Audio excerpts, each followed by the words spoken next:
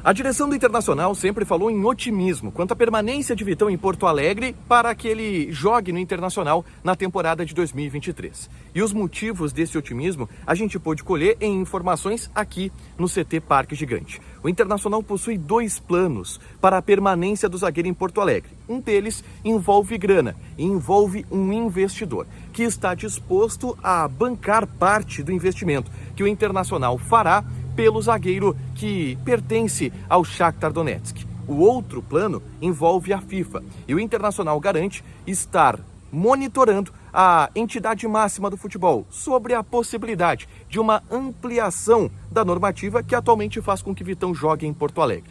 O otimismo existe e ele é gigante. Eu passo um pouco deste otimismo para os torcedores agora aqui no A Dupla.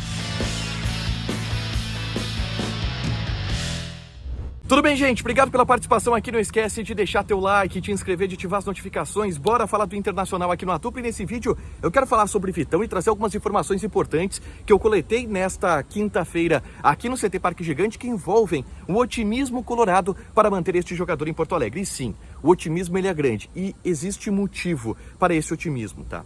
Eu vou relatar aqui os dois planos que a direção do Internacional possui para manter Vitão aqui em Porto Alegre. Jogador que arrebentou no Campeonato Brasileiro de 2022, que foi para a pré-lista da Copa do Mundo do Catar pelo técnico Tite e que se tem expectativa de que possa ser zagueiro de seleção brasileira ao longo dos próximos anos, com certeza vai estar no ciclo do próximo treinador e por isso o Inter tenta fazer um esforço para manter o jogador aqui. O Vitão, como vocês sabem, contrata até metade do ano, depois retorna ao Shakhtar Donetsk. Não tem passe fixado porque o Inter não negociou com o Shakhtar para o Vitão vir. Ele está aqui através de uma normativa da FIFA que permite que os jogadores do leste europeu assinem com qualquer outra equipe em função de tudo que acontece por lá. E o Inter tem o mês de junho como a data limite para fazer algum tipo de movimento.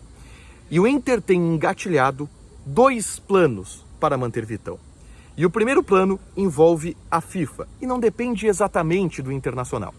O Inter aguarda a movimentação da entidade máxima do futebol, que deve se manifestar agora, no início do ano, sobre o que irá fazer com os clubes da Ucrânia e da Rússia também, o que envolve o Vitão.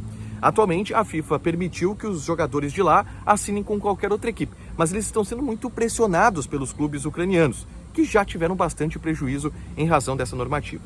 O que uma pessoa me garantiu é que o Inter tem fontes dentro da FIFA. O Inter tem informações diárias de pessoas de dentro da FIFA que estão atualizando tudo que os dirigentes da principal entidade do futebol estão pensando e conjecturando.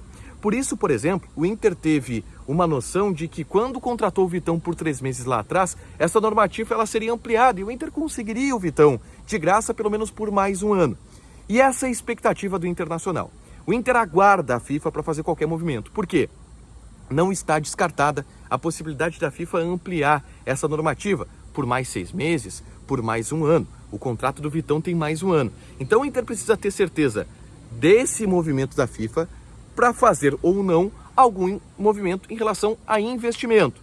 E o Inter garante estar bem armado quanto às possibilidades da FIFA pelas informações diárias que tem da entidade máxima do futebol. Esse é o primeiro plano e a primeira informação que eu queria colocar para vocês. Só que aí vem o principal. Se as coisas não caminharem da maneira perfeita para o Inter, obviamente, que é a FIFA colocar a normativa e o Vitão ficar por mais tempo aqui sem que o Inter se preocupe com investimentos, o Inter já tem um plano para comprar Vitão, tá? E esse plano, sim, ele envolve a possibilidade de investidores. O Inter tem investidores que estão sendo consultados e que estariam dispostos a auxiliar o investimento do Internacional em uma operação financeira para ter Vitão em definitivo. E por isso o Inter tem tanto otimismo, tá? Conversando com as pessoas que eu conversei hoje aqui no CT, eu fiquei quase com uma certeza. O Inter vai comprar Vitão em definitivo, de um jeito ou de outro. E o que o Inter tem montado ou está montando é uma operação financeira que consiste no auxílio de um investidor externo. E aí, obviamente, a gente vai pensar no Elusmar Mag, que aquela vez doou R$1 milhão para o Internacional para pagar a multa para o Rodinei jogar, mas podem existir outros tipos de investidores que auxiliam o Internacional nisso. E aí depois tem uma vírgula que eu preciso fazer para vocês, tá? Além do investidor, recursos do Internacional. Além disso, percentuais que o Inter terá a receber do Vinícius Tobias quando o Vinícius Tobias for vendido para o Real Madrid.